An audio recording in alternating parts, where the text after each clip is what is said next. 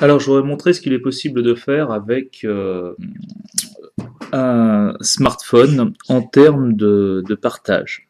Alors voilà, j'ai téléchargé l'application Wolfram Alpha ici, et par exemple, j'ai un calcul que je souhaite partager. Alors naïvement, je pensais qu'on pouvait partager que sur Facebook, par mail, mais lorsqu'on regarde toutes les options de partage, en fait, elles sont beaucoup plus nombreuses que ça. Donc on peut partager par Bluetooth sur des sites de stockage en ligne. On peut aussi partager dans les notes, on peut partager sur Google+, on peut partager dans le mémo, on peut partager bien sûr sur le mail, sur Facebook, sur Evernote. Qu'est-ce qu'il y a encore sur Twitter, avec TweetDeck, on peut partager en Wi-Fi. Alors, S-Memo, par exemple, va aussi se lire dans le calendrier. Voilà, moi, je n'étais pas au courant de tout ça. Et c'est assez impressionnant. Alors, en ce qui concerne Edmodo, par exemple, voilà, donc on peut ajouter un lien. Alors il faut un petit peu changer le comment dire? Heu,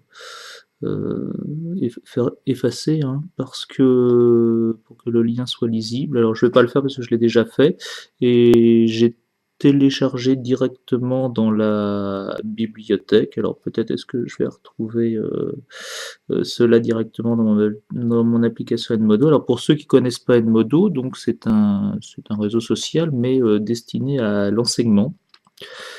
Voilà, dans bibliothèque, je retrouve mon lien que je peux partager bien sûr avec des élèves et celui-ci est cliquable et fait apparaître sur mon smartphone le résultat. Voilà, donc ensuite on peut modifier par exemple directement ceci en ligne et faire un autre calcul. Voilà. Donc je trouve ça assez impressionnant de voir toutes les possibilités qui sont liées à ces partages qui sont très différents puisqu'on peut partager sur un ordinateur, sur un autre téléphone portable, sur, comment dire? Comme sur Evernote, sur des sites, de stockage de notes, de pages web. On peut partager sur les réseaux sociaux, envoyer par mail. Enfin, je trouve ça absolument magnifique et à mon avis, ça laisse pas mal d'applications pédagogiques